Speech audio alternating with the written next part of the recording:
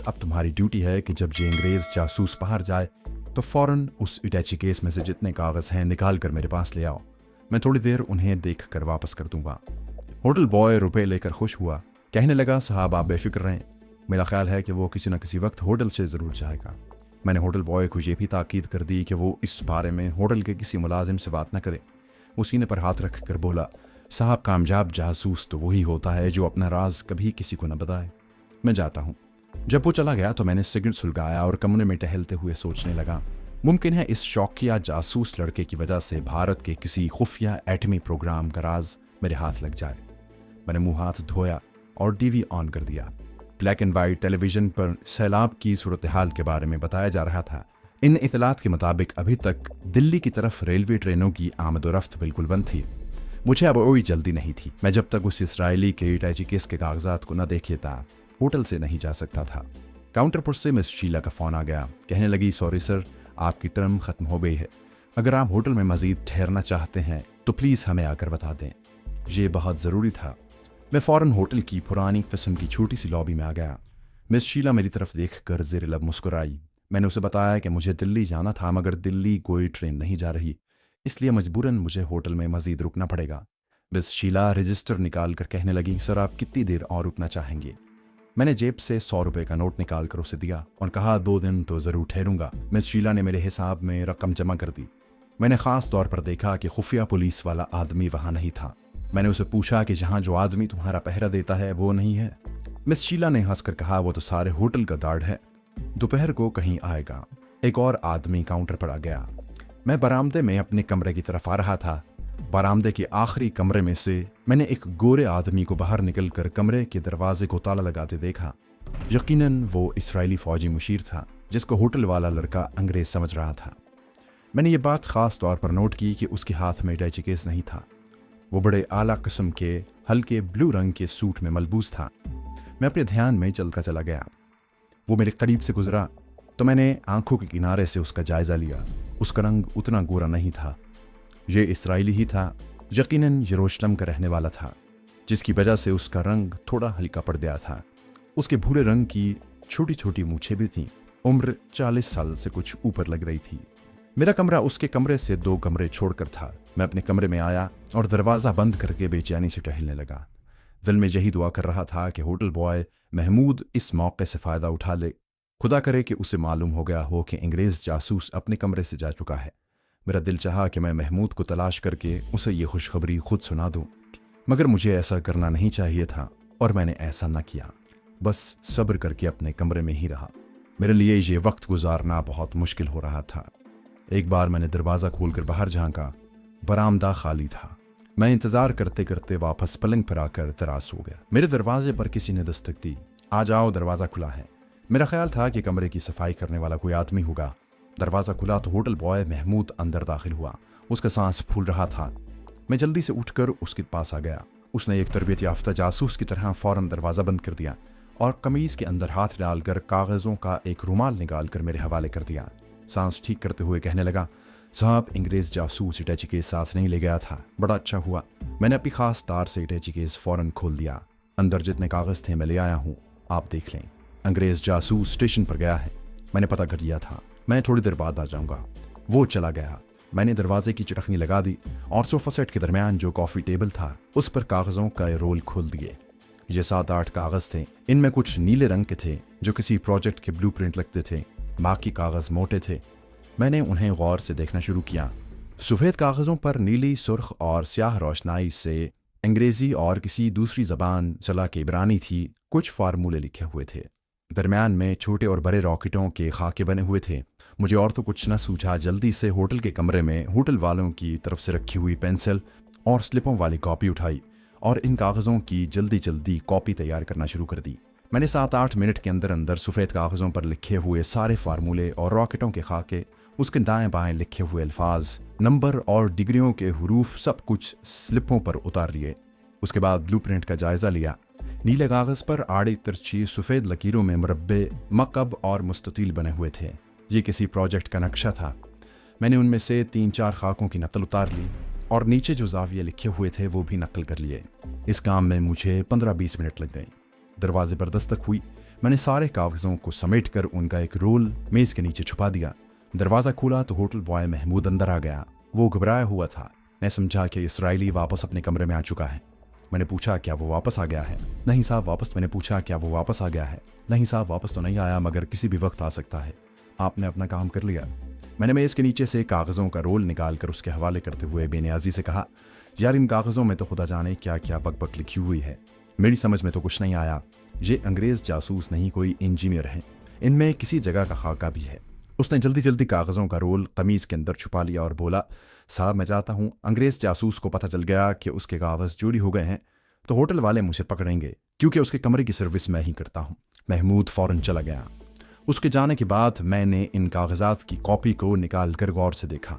ये 4-5 स्लिप्स बन गई थीं जिनकी दोनों जानिब लिखा हुआ था। मैंने उन्हें पलंग के गद्दे के नीचे छुपा कर रख दिया और खुद बाजार चला गया। मेरे पास अभी रिजवाना के दिए रुपयों में से कुछ रुपए बाकी थे। मैं अपने लिए कपड़ों का नया जोड़ा भी खरीदना चाहता था, लेकिन ये सोचकर ये इरादा मुलतवी कर दिया कि दिल्ली जाकर नए कपड़े बनवा लूंगा। उस जमाने में अभी पॉलीथीन यानी कि थैले वगैरह नहीं थे, बाजार से मिल जाता था। मैंने पतले मोम जामे का एक रुमाल साइज का टुकड़ा खरीदा, फिर एक मोटा कागज और पक्की नीली पेंसिल खरीदी जिसकी लकीरें पक्की होती हैं। होटल में वापस आकर मैंने दरवाज़ा लॉक कर लिया और मेज़ पर कागज़ रख कर नीली पेंसिल से उस पर रॉकेटों की हूबहू तस्वीरें, फार्मूले, उनके जाविये और किसी इमारत का जो खाका बना हुआ था सारा का सारा बारीक बारीक करके इस तरह उतार लिया कि सब कुछ एक बालिश्त भर के कागज़ पर आ गया।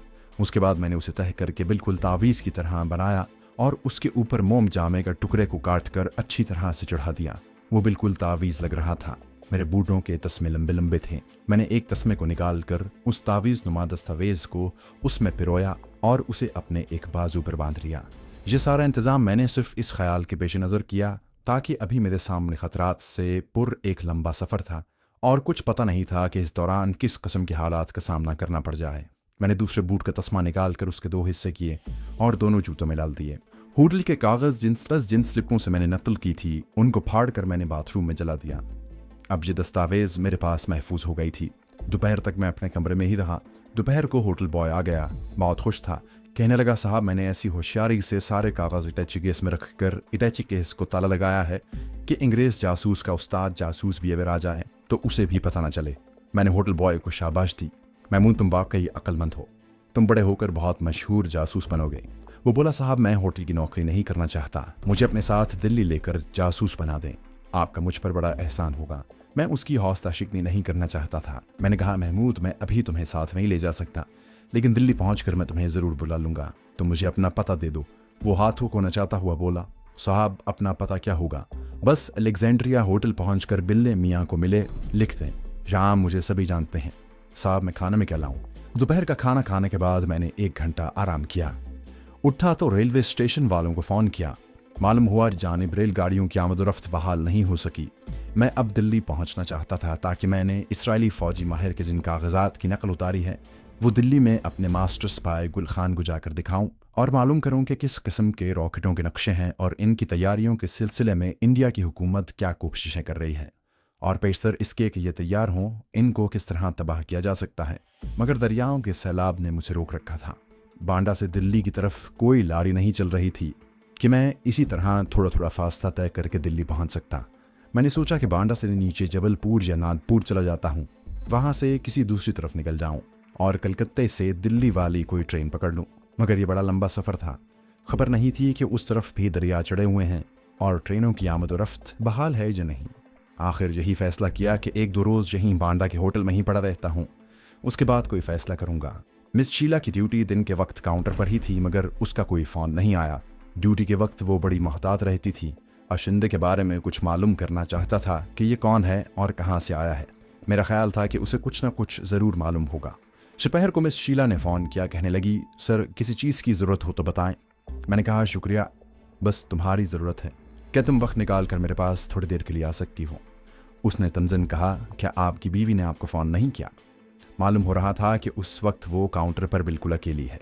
मैंने कहा, शीला जी आपकी जगह और कोई औरत नहीं ले सकती। मैंने जानबूझकर उसकी खुशामद की क्योंकि अब मुझे उससे मतलब था। मिस शीला हल्का सा कह लगाकर बोली, महाशय जी आप तो दिलीप कुमार हीरो की तरह डायलॉग बोल रहे हैं। मैंने उसकी मज़ीद खुशामद करते और मज़ीद झूठ बोलते हुए कहा, नहीं नहीं मिस शीला, ये मेरे दिल की आवाज़ थी। तुम सचमुच मुझे अच्छी लगने लगी हो। शीला ने कहा, इस वक्त तो मैं ड्यूटी पर हूँ, रात को आऊँगी। उसने जल्दी से फ़ोन बंद कर दिया। मैं इस ख्याल से कमरा लॉक करके निकल आया कि स्टेशन पर जाकर खुद सूरत हाल मालूम करूँ। चाबी देने में मिस शीला के पास काउंटर पर आया तो उसने कुछ शर्मा कर बड़े दिल रुबा अंदाज में कहा, सर कितनी देर तक आ जाएंगे? मैंने आहिस्ता से कहा, रात होने से पहले आ जाऊंगा। उसने शर्मीली मुस्कुराहट के साथ चाबी लेकर पीछे लकड़ी के बने हुए बोर्ड पर लटका दी। मैंने रिक्शा पकड़ा और स्टेशन पर आ गया। स्टेशन पर मुसाफिर अपने साजो सामान के साथ डेरे डाले पड़े थे। सिर्फ जुनूब की तरफ गाड़ियां आ जा रही थीं।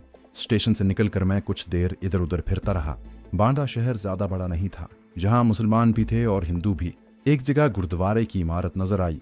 मैं एक चौक में आकर सामने सिनेमा हाउस में कोई अंग्रेजी फिल्म चल रही थी। मैंने सोचा कि चलो फिल्म ही देखते हैं, कुछ वक्त इस तरह कट जाएगा।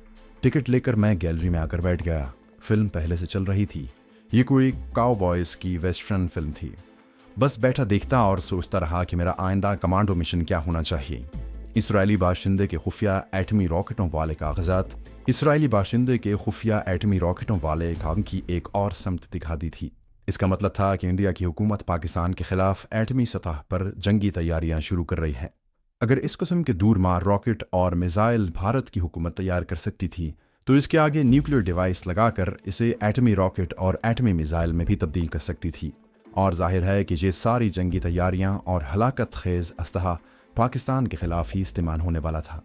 इंडिया इस किस्म का असलहा अपने दूसरे हमसाए चीन के खिलाफ इस्तेमाल करने की जरूरत नहीं कर सकता था। मैंने उसी वक्त अहद कर लिया कि मैं अपने वतन पाकिस्तान की सलामती और तहफ़्फ़ुज़ की खातिर अपनी ज़िंदगी की बाजी लगाकर भारत के इन जारहाना अज़ाइम को तबाह कर दूंगा।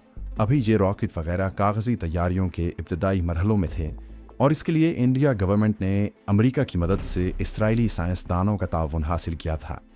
इसका मतलब था कि अब इसराइल इंडिया को पाकिस्तान और कश्मीर के मुजाहिदीन के खिलाफ न सिर्फ असलहा गोला बारूद दे रहा था, बल्कि इंडिया को एटमी ताकत और एटमी सलाहियतें भी मुहैया कर रहा था। मेरा जहन ऐसे ही ख्यालों में उलझा रहा और फिल्म ख़त्म हो गई। मालूम हुआ कि जब मैं टिकट लेकर सिनेमा हॉल में दाखिल हुआ था तो इंटरवल हो चुका था। भारत के कई शहरों में मैंने देखा कि वहाँ इंटरवल तक टिकट फ़रोख्त होते थे। मैं होटल में वापस आ गया। उस वक्त रात के 9-9:15 बज रहे थे। लॉबी के काउंटर पर मिस शीला की जगह कोई दूसरी औरत मौजूद थी। मैंने चाबी ली और अपने कमरे में आ गया। मुझे होटल बॉय ने आता देख लिया था। थोड़ा वक्फा डालकर वो मेरे कमरे में आया और सुराख रसानों की तरह करीब आकर कहने लगा, साहब आज उस अंग्रेज से मिलने एक मेम आई थी। दोनों बड़ी देर तक कमरे में बैठे बातें करते रहे। उन्होंने विस्की भी मंगवाई थी। सर मुझे तो ये कोई बड़ा ख़तरनाक जासूस लगता है। मैंने उसे हंस कर टालते हुए कहा, नहीं, मैंने इसके सारे कागज़ अच्छी तरह देखे हैं। वो कोई इंजीनियर है, सिविल इंजीनियर, जो सड़कें या पुल वगैरह बनाते हैं। अच्छा ये बताओ आज खाने में क्या है, मुझे बड़ी भूख लगी है। महमूद सुराख रसां से एकदम होटल बॉय बन गया और उसने खड़े खड़े होटल में जितने खाने पके थे सारे के सारे दोहरा दिए। मैंने कहा, तुम ऐसा करो, मेरे लिए चिकन करी और खुश्का ले आओ। और मीठे में क्या लाऊं सर? इसकी कोई ज़रूरत नहीं, बस तुम कॉफ़ी ले आना बाद में। Yes sir. और होटल बॉय सलाम करके चला गया। खाना मैंने अकेले ही खाया और कॉफ़ी भी अकेले ही पी। मुझे मिस शीला का इंतज़ार था। मैं उससे इसराइली बाशिंदे के बारे में पूछना चाहता था कि ये ज़ात शरीफ कौन है और कहाँ से आया है। मैं कुछ देर सोफे पर बैठा सिगरेट पीता और टेलीविज़न पर लोकल खबरें सुनता रहा। बाद में टेलीविज़न पर दरियाओं और ट्रेनों की सूरत हाल बताई गई जिसमें कोई तब्दीली नहीं थी। मैंने टेलीविज़न बंद किया और पलंग पर लेट कर अखबार पढ़ने लगा। कोई 11:15 बजे के करीब दरवाजे पर हल्की सी दस्तक हुई। ये मिस शीला थी। मैंने उठकर दरवाज़ा खोला। मिस शीला की रेशमी साड़ी में से खुशबू की लपेटें उठ रही थीं। मैं आगे से हट गया। वो मुस्कुराती हुई अंदर आ गई। मैंने सोचा कहीं कुमार जी सो न गए हों। मैंने दरवाजे को चोरी कैसे हो सकता है कि तुम्हें आना हो और मैं सो जाऊं। वो सोफे पर बैठ गई और पर्स एक तरफ रखकर अपने ब्लाउज को हाथों से ऊपर कर रही थी। मुझसे रहा न गया। मैंने पूछ ही लिया, शीला जी क्या ये ब्लाउज आपको बहुत तंग है? वो हंस पड़ी। नहीं ऐसी बात नहीं है कुमार जी, बस मुझे इसको थोड़ी थोड़ी देर बाद ऊंचा करने की आदत पड़ गई है। असल में मैं नहीं चाहती कि मेरी बॉडी की शेप खराब हो। इस दौरान उसने अपने पर्स में से स्कॉच विस्की का एक क्वार्टर निकाल लिया था। कहने लगी, आज मैं इसलिए थोड़ी विस्की लाई हूँ कि मेरे साथ थोड़ी सी तुम भी पियोगे। मैं दिन भर काउंटर पर अहमक लोगों से बातें करते करते थक जाती हूँ।